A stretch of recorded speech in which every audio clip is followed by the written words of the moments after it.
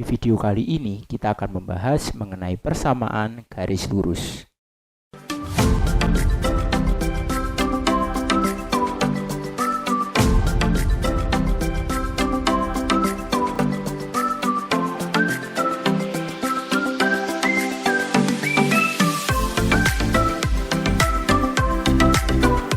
Jangan lupa like, subscribe, dan aktifkan loncengnya.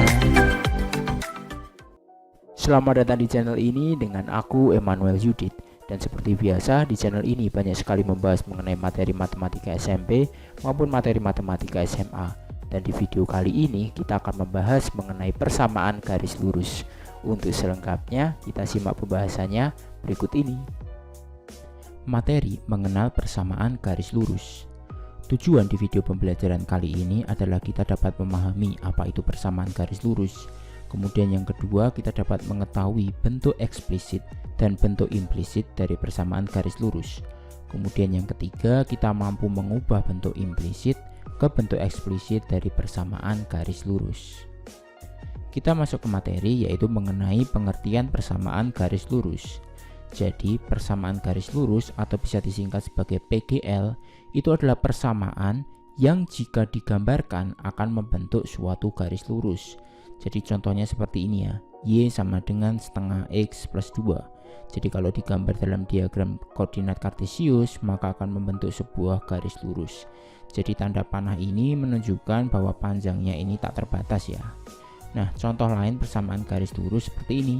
Jadi Y sama dengan 2X plus 4, kemudian 3Y sama dengan negatif X plus 4, atau contoh lainnya adalah 4Y plus 5X plus 10 sama dengan 0. Nah, ini contoh-contoh bentuk lain dari persamaan garis lurus. Jadi ketiganya jika digambar dalam koordinat kartesius akan membentuk sebuah garis lurus. Nah, kemudian ciri-cirinya apa untuk ciri-ciri persamaan garis lurus itu? Nah, ciri-cirinya seperti ini. Jadi yang pertama itu terdiri dari dua variabel, biasanya akan disebut sebagai variabel X dan variabel Y. Kemudian yang kedua ada tanda sama dengannya, namanya aja persamaan, berarti ada tanda sama dengan. Dan yang ketiga adalah variabelnya harus pangkat 1. Jadi variabel Y dan variabel X itu semuanya adalah pangkat 1. Bisa dipahami ya, jadi terdiri dari dua variabel X dan Y, kemudian ada tanda sama dengan, dan yang ketiga adalah variabelnya harus pangkat 1. Kita masuk ke materi bentuk persamaan garis lurus. Jadi bentuk persamaan garis lurus itu dibedakan menjadi bentuk eksplisit dan bentuk implisit. Bentuk eksplisit itu adalah seperti ini ya bentuk umumnya, Y sama dengan MX plus C. Dan bentuk implisitnya adalah seperti ini, AX plus BY plus C sama dengan 0. Nah, M nya ini untuk bentuk eksplisit ini disebut sebagai gradien atau kemiringan. Sedangkan C nya untuk bentuk eksplisit ini disebut sebagai konstanta. Nah, contoh bentuk eksplisit seperti ini. Jadi Y sama dengan 2X plus 4. Jadi M nya 2, C nya 4 konstantanya. Kemudian contoh lainnya seperti ini, Y sama dengan negatif 3X min 10. Jadi M nya itu adalah negatif 3, konstantanya itu adalah negatif 10. Kemudian contoh yang lain seperti ini, Y sama dengan X plus 11. Ini berarti gradiennya atau M nya itu 1. Ini kan 1X ya, artinya plus 11. 11 nya ini adalah konstantanya. Bisa dipahami ya. Kemudian untuk bentuk implisit itu sebenarnya bentuk yang bebas ya. Jadi contohnya seperti ini, 4Y plus 5X plus 10 sama dengan 0. Jadi ini adalah contoh bentuk implisit dari persamaan garis lurus. Contoh lainnya seperti ini, jadi negatif 3X plus 5Y sama dengan negatif 15. Atau contoh lainnya juga 2X sama dengan 3Y plus 19. Jadi ketiganya ini merupakan bentuk implisit dari persamaan garis lurus. Kemudian kita masuk ke materi mengubah bentuk implisit ke bentuk eksplisit. Jadi bentuk eksplisit itu tadi adalah Y sama dengan MX plus C, dengan M nya merupakan gradien dan C nya merupakan konstanta. Kita masuk ke contoh soalnya saja supaya kita lebih mudah memahaminya. Jadi soalnya ubah bentuk persamaan garis lurus ini ke bentuk eksplisit. Jadi 2Y plus 6X plus 10 sama dengan 0. Jadi kita lihat bentuk eksplisit itu yang di sebelah kiri hanya Y ya. Kemudian MX plus C. Jadi kita pindahkan ruas dulu antara 6X dan 10. Kita pindah ke kanan ya. Jadi seperti ini, 2Y sama dengan negatif 6x min 10. Bisa dipahami ya, karena kita tujuan akhirnya adalah y sama dengan mx plus c. Jadi yang ada di ruas kiri 6x plus 10 kita pindah ke kanan, jadi seperti ini. Kemudian karena bentuk eksplisit itu hanyalah y, jadi bukan 2y ya, jadi 1y aja yang sebelah kiri, maka bentuk ini kita bagi kedua ruas dengan angka 2. Nah, kita bagi kedua ruas dengan angka 2, jadinya seperti ini. Jadi 2y per 2 sama dengan negatif 6x per 2, kemudian negatif 10 per 2. Bisa dipahami ya, karena tujuan akhir kita adalah y sama dengan mx plus c. Jadi yang sebelah kiri ini hanya terdapat y aja. Kemudian diperoleh 2y bagi 2 berarti adalah y sama dengan negatif 6 bagi 2 adalah negatif 3x, negatif 10 dibagi 2 adalah negatif 5. Jadi ini disebut sebagai bentuk eksplisitnya. Jadi m-nya negatif 3, c-nya adalah negatif 5. Contoh yang lain seperti ini.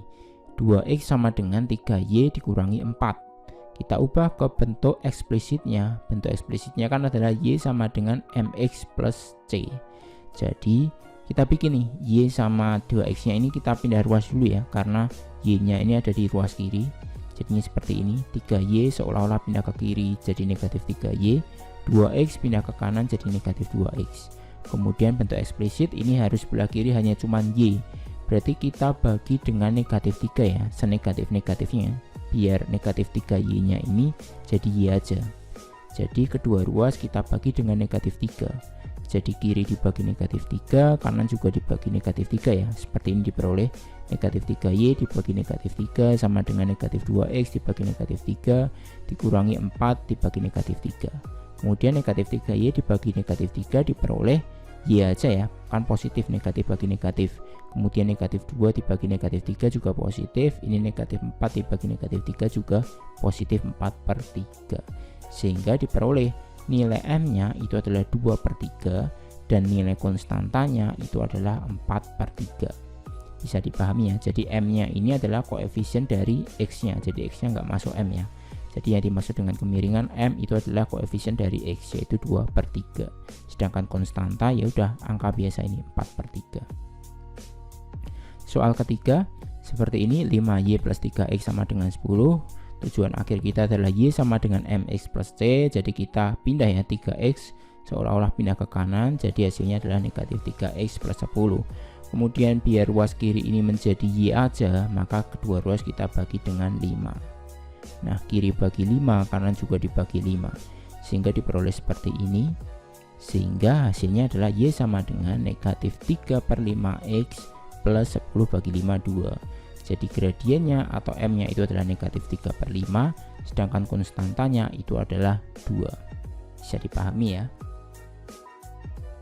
Next kita masuk ke materi manfaat mengubah ke bentuk eksplisit. Jadi bentuk eksplisit itu kan y sama dengan mx plus c, dengan m nya ini adalah gradien atau kemiringan, c nya merupakan konstanta. Jadi manfaat yang kita peroleh dari kita mengubah ke bentuk eksplisit adalah kita langsung bisa mengetahui nilai kemiringan atau gradien dari persamaan garis tersebut. Yang kedua, kita dapat bisa mengetahui konstanta, atau jika digambar maka nilai konstanta itu adalah nilai perpotongan garis dengan sumbu y. Maksudnya perpotongan garis dengan sumbu y itu bagaimana? Jadi contohnya seperti ini. Contoh y sama dengan setengah x plus 2 kalau digambar seperti ini. Nah, ini kan bentuk eksplisit ya.